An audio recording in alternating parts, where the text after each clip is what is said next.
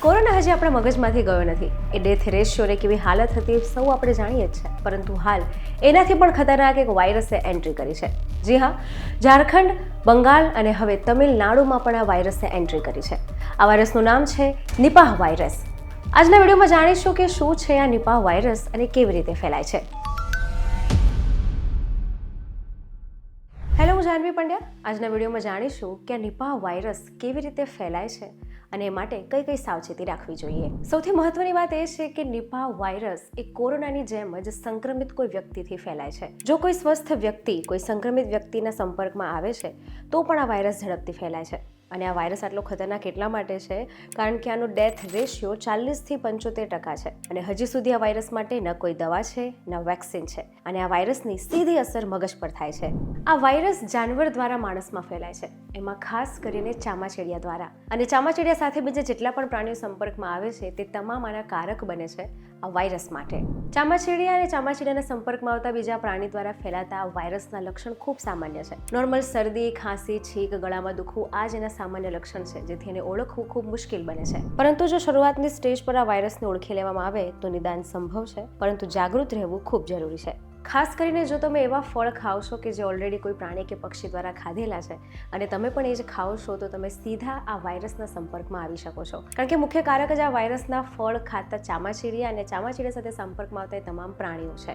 WHO સહિત ઘણા જ બધા રિસર્ચ સેન્ટર છે કે જ્યાં માટે વેક્સિન કે દવા શોધી રહ્યા છે, પરંતુ હાલ આ વાયરસ માટેની કોઈ સચોટ દવા કે પ્રોપર વેક્સિન ઉપલબ્ધ નથી. નિપાહ વાયરસ પહેલીવાર 1999માં મલેશિયામાં પિગ ફાર્મર્સમાં દેખાયો હતો. ત્યારબાદ 2001માં બાંગ્લાદેશમાં જોવા મળ્યો હતો. આ વાયરસ એ ટેરોપસ બેટ સ્પીસીસથી ફેલાય છે અને એના લક્ષણો ચક્કર આવવા, નર્વસ સિસ્ટમમાં તકલીફ, સાથે શ્વાસ લેવામાં તકલીફ અને 24 કે 48 કલાકની અંદર પેશન્ટ કોમામાં જતો રહે છે. અને આટલું જ નહીં, 20% કેસ એવા છે કે જેમાં પેશન્ટને આ બીમારી થાય છે, શરૂઆતના તબક્કે તેનું નિદાન થાય છે, પરંતુ અમુક અસર જે છે તે પેશન્ટમાં રહી જતી હોય છે, જેમ કે મગજ પર અસર, પર્સનાલિટી ચેન્જ થવી, ખાસ કરીને ફિટ્સ જોવા મળવી, આ બધા જ લક્ષણો પેશન્ટમાં જોવા મળતા હોય છે. WHO વર્લ્ડ હેલ્થ ઓર્ગેનાઇઝેશને આ નિપાહને એક પ્રાયોરિટી ડિઝીઝ તરીકે ગણાવ્યું છે, જેના પર રિસર્ચ અને ડેવલપમેન્ટ ચાલી રહ્યું છે. ભારત સિવાય બીજા ઘણા બધા દેશ છે કે જ્યાં નિપાહ વાયરસે એન્ટ્રી કરી લીધી છે. ટેરોપસ બેટ્સથી ફેલાતું આ ઇન્ફેક્શન, આ વાયરસ એ Australia, Bangladesh, Cambodia, China, India, Indonesia, Malaysia, Thailand અને આફ્રિકા જેવા દેશોમાં પણ આ વાયરસ હવે જોવા મળે છે. માત્ર ચામાચીડિયું જ નહીં, પરંતુ ચામાચીડિયા સિવાય શીપ, ડોગ્સ, કેટ્સ આ બધાથી પણ આ રોગ જે છે તે ફેલાય છે. આગળ વાત કરીએ આ વાયરસ કેવી રીતે ફેલાય છે અને કયા 3 રિસ્ક ફેક્ટર પર કામ કરવું જોઈએ.